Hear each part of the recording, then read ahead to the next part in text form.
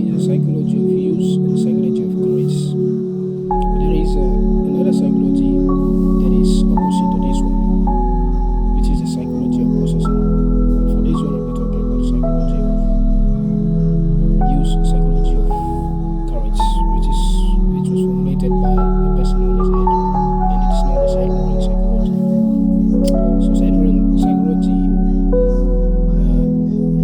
based on one particular sentence, and it is this: it is not important what one is born with, but what use one makes of that gift.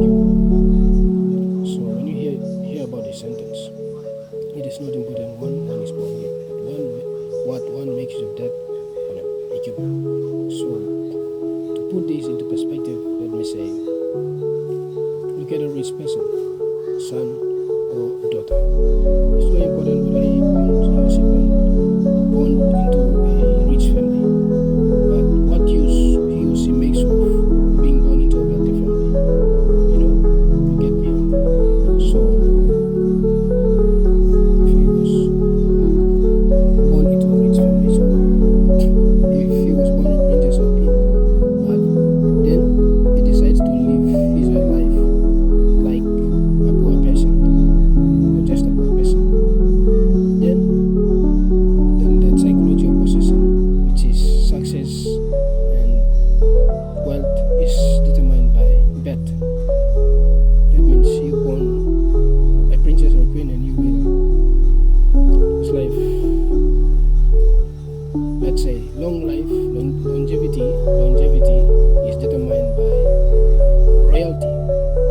So he or she was born into a royal family, and then it automatically determines they're going to live a long life. No, to live a long life determines by what use one makes of their decisions. So this put into perspective what Adler is referring to. It's not important what one is born with, but what use one makes of their equipment. So in this example, I was saying either a person is born into a royal family, that doesn't guarantee him or her to live a long life.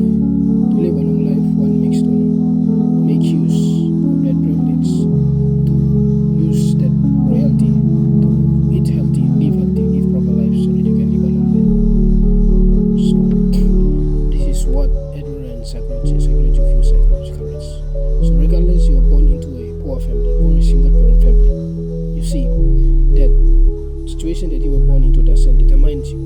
Being born into a single parent family or poor family doesn't determine you, which is the psychology of possession, which was formulated by another philosopher. For this one, Adler, the philosopher, Adler and psychology talks about the psychology of use and psychology of courage. So it does not matter whether you're born or poor, or a single parent family, whether you're born tall or short, but it does matter what you make use of that height, what you make use of that situation.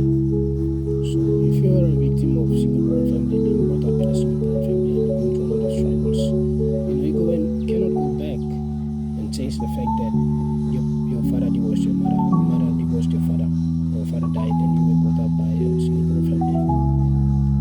I was like that, but fortunately I was brought up by a loving family from my mother's side, which I am now grateful for them. So I cannot go back and change that situation.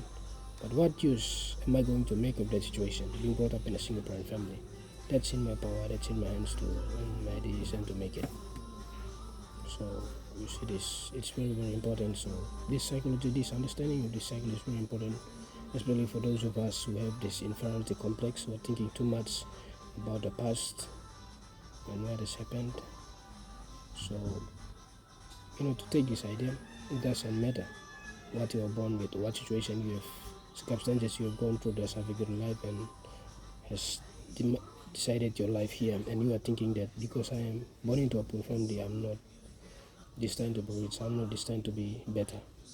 You are born into a underprivileged home or violent field home where your father always badly hurt your mother, and then you're going to say that, oh, my family will be like that.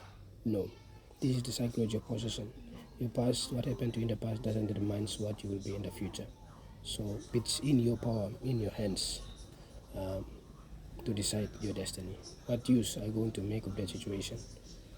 So many people, remarkable people have turned setbacks into comebacks, and they make use of situations to be better, to become better, regardless of, they did not give excuses, but they used the situation. Again, the psychology of courage, psychology of use.